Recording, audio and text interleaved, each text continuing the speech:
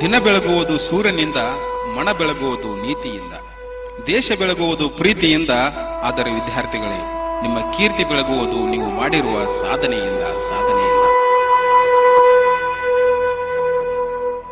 ಪ್ರೀತಿಯ ವಿದ್ಯಾರ್ಥಿಗಳೇ, ಮೈಗುರುನ ಶಿಶುಕವಿ ಮಾಡುವ ನಮಸ್ಕಾರಗಳು. ವಿದ್ಯಾರ್ಥಿಗಳೇ, ನಿಮ್ಮ ಬದುಕಿನಲ್ಲಿ ಎಂದಿಗೂ ನೀವು ದುರ್ಬಲ ಮನಸ್ಸಿನವರಾಗಬೇಡಿ. ದುರ್ಬಲ ಮನಸ್ಸು ವ್ಯಕ್ತಿಯ ಮನಸ್ಸಿನಲ್ಲಿ ನಕಾರಾತ್ಮಕ ಭಾವನೆಯನ್ನು ತುಂಬುತ್ತದೆ.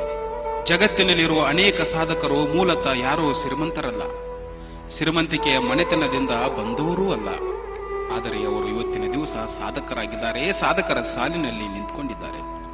ಅದಕ್ಕೆ ಕಾರಣ ಅವರಲ್ಲಿದ್ದ ಅತಿಯಾದ ನಂಬಿಕೆ, ಸಾಧಿಸುತ್ತೇನೆಂಬ ಛಲ, ಉತ್ಸಾಹ, ಕಠಿಣವಾದ ಪರಿಶ್ರಮ, ಮುಂದಿಟ್ಟ ಒಳ್ಳೆಯ ಹೆಜ್ಜೆಯನ್ನು ಮರಳಿ ಹಿಂದೆ ಇರಲಾರೆ ಎಂಬ ಆತ್ಮವಿಶ್ವಾಸ ಇವತ್ತಿನ ದಿವಸ ಅವರನ್ನು ಸಾಧಕರನ್ನಾಗಿ ಮಾಡಿದೆ.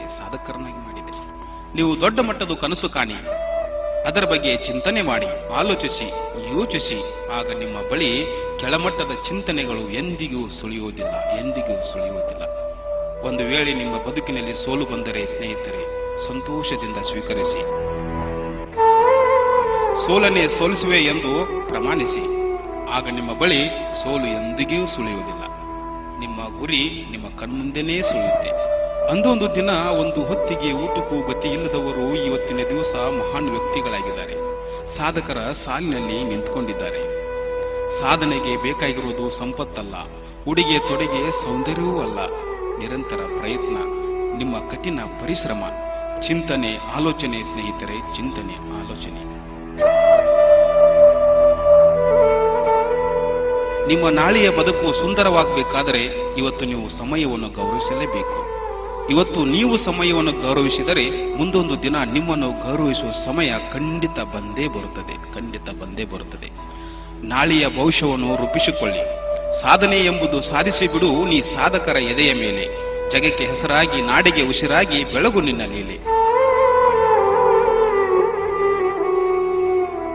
ಆತ್ಮವಿಶ್ವಾಸ ಎಂಬ ಚಿಲುಮೆ ನಿಮ್ಮಲ್ಲಿ ಚುಮ್ಮಲಿ. ಪ್ರಯತ್ನ ಎಂಬ ಜಲಧಾರೆ ನಿಮ್ಮಲ್ಲಿ ಉಕ್ಕಿ ಹರಿಯಲಿ. ನಿಮ್ಮ ಕನಸು ನನಸಾಗಲಿ, ನಿಮ್ಮ ಭವಿಷ್ಯಕ್ಕೆ ಶುಭವಾಗಲಿ. ಜೀವನ ಒಂದು ಪಂದ್ಯ, ಅದನ್ನು ಸ್ಪರ್ಧಿಸಿ. ಜೀವನ ಒಂದು ನಾಟಕ, ಅದನ್ನು ನಟಿಸಿ. ಜೀವನ ಒಂದು ದುರಂತ, ಅದನ್ನು ಸಹಿಸಿ. ಜೀವನ ಒಂದು ಗುರಿ, ಅದನ್ನು ತಲುಪಿ.